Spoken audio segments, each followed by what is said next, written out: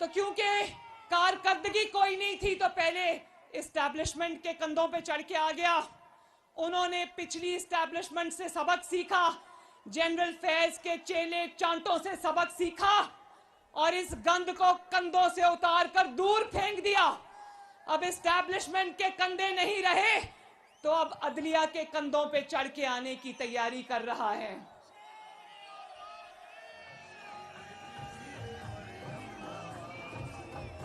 अभी जो कल परसों ऑडियो आई है वो परवेज इलाही साहब की सुनी है ना? क्या कह रहा है? कह रहा है जस्टिस मुजाहिर अली नकवी की अदालत में बेंच बनवा दो ताकि हमारा मामला हल हो जाए। इस मुल्क को ईमानदार जजेस की जरूरत है, इमरानदार जजेस की जरूरत नहीं है।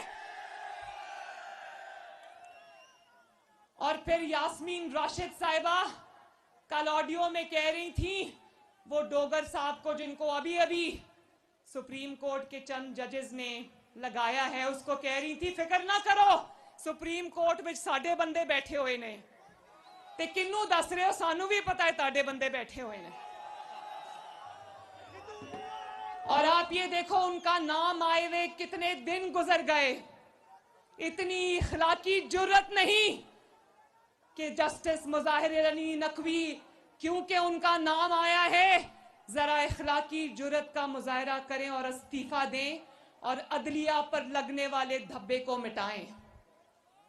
क्या इस्तीफा देना चाहिए या नहीं देना चाहिए?